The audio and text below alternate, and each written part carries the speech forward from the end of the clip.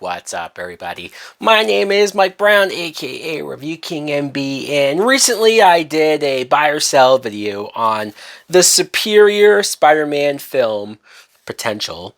So if you haven't seen that, definitely check that out. But this time I decided, because now my juices are flowing, my mind's racing on the potentiality of what this could lead to. So why not do another buy or sell video on The Amazing Spider-Man 3? Now, I mentioned before how I don't necessarily want to go back to naming these movies and putting the numbers at the end of them. I know that's something we used to do. Nowadays, it seems like superhero movies are more the person's name, the hero's name, semicolon, something else, right? The rise of blah blah blah, or the saga continues, whatever it is. And so if you call this Amazing Spider-Man, comma, something else, I don't know, I haven't gotten that far yet on what to call this movie potentially. But the more important part of this movie is that it's the return of Andrew Garfield in a solo Spider-Man movie. Now, if you had asked me maybe 6, 7, 8 years ago, would I had wanted another Andrew Garfield Spider-Man movie? No, no. After Amazing Spider-Man 2, I was kind of done. I was kind of like, yeah, we need something different. We need to bring Spider-Man back on track, and thankfully they did that by putting him in the MCU, in the Avengers.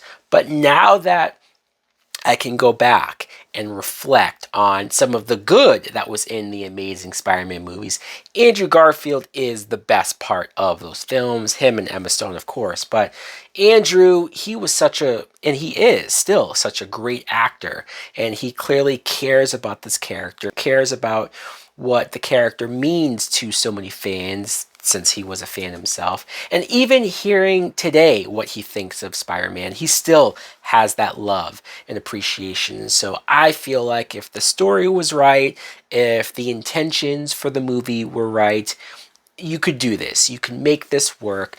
I think that you need to touch on some of what he talks about. Andrew Spider-Man, what he talks about in Spider-Man No Way Home, where he mentioned that after the death of Gwen Stacy, he was rageful. He didn't pull his punches. He was angry. And so I just want, like, you don't have to dwell too much on it, but I just want to see whether it's flashback or just something to where what kind of a Spider-Man was he during that time? What kind of things did he do that he might regret or he might want to take back?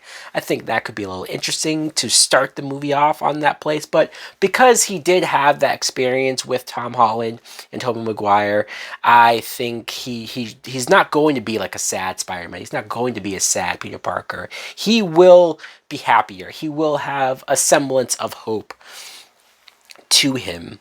And I think also bringing back Sally Fields as Aunt May is a must, because I think she was a great rock for his Peter to lean on, and for his Peter to have moments with, have scenes with. He can go to her for guidance. He can go to her for any time that he is feeling down, feeling low. Now, it would be very easy to just introduce a Mary Jane for him, right? It would be easy because we have Tobey Maguire's Mary Jane, we have Tom Holland's MJ, so why not just give Andrew Garfield an MJ? Not so fast. I feel like we don't have to rush that. I feel like maybe we should take advantage of this being a different universe. And why not introduce Felicia Hardy, aka Black Cat, and have Black Cat be the love interest for Peter in this particular film? If you're not familiar with Black Cat is basically the Catwoman to Peter's Batman. It's somebody that he instantly falls for or instantly has a connection to, because she does go out there, she does wear a mask, she does do things for her own particular reasons, but she's not a bad person. A little selfish, a little, criminal like Catwoman, but he maybe understands where she's coming from. He understands that you can write it to where she only robs from rich people, or she only robs from high executive business type asshole people. We have plenty of those in our real world, right? asshole rich people that just do whatever they want and frivolous with their money. Maybe that's the people that she's targeting. And so Peter will have an understanding to that. And then again, a potential love interest, a potential relationship back and forth. He's trying to stop her from doing crimes, but it's not always that easy. As a main villain, though, and this is less likely because Sony already has announced, I believe they're already in the making of Kraven the Hunter, the movie. But fuck that, let's scrap that. I'd rather Kraven the Hunter be the main villain of this film because that makes sense for Kraven to be a villain. And yes, you could also use Kraven for a Tom Holland solo movie, so that's fine. But whichever one we get first, I want to have Kraven here. I want to have just the idea of this hunter, a guy who's not pro animals. He's not like trying to save animals. No, he's an animal hunter. He's the type of guy that has heads of animals as trophies hanging on his wall. He's the type of guy that wears the skin and the fur of a lion just to kind of show off how badass he thinks he is. And I think it works because you have people like that who will post pictures on the internet of like, hey, I just killed this lion, or hey, I just killed this elephant, or some animal that should not be hunted. And they post it online like, look at how cool I am. And everybody on there is saying, what the fuck, you asshole. So I think that's the type of guy that Kraven should be.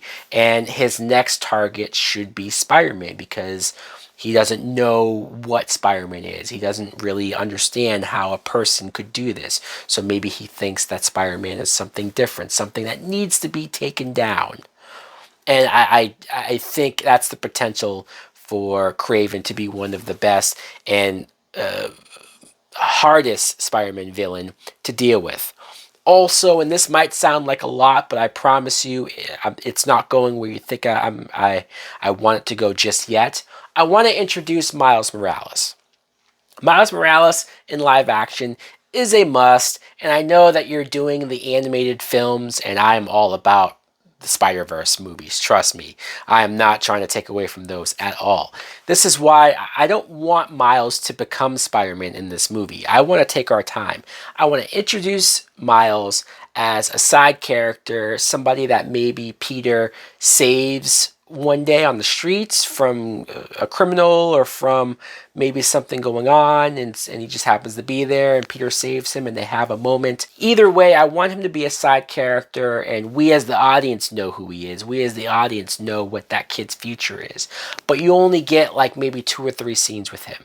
And we have whoever the actor is. I haven't really thought about which actor I would cast as Miles Morales just yet, but we would bring him back down the line at some point to get his own standalone movie. You know, Sony wants spin-off films, and it makes more sense to have spin-off movies of characters that are directly, intrinsically connected to these known franchise of Spider-Man. Not just starting from the ground up, not just starting from scratch, not just having characters that don't have a Spider-Man present, even though they're supposed to. Like, let's actually spin them off the way that Marvel MCU does, where you introduce them in one movie and then later on down the line they show up and do something else. But let me know, guys, what do you think? Buy or sell? Would you buy on a potential Amazing Spider-Man 3 Kraven's Hunt? There it is. We finally have the title, Amazing Spider-Man: Kraven's Hunt. Would you buy that? Would you sell that? Maybe you don't care about a solo Andrew Garfield movie as much as I do. Thanks for watching. Like, comment, subscribe. Later.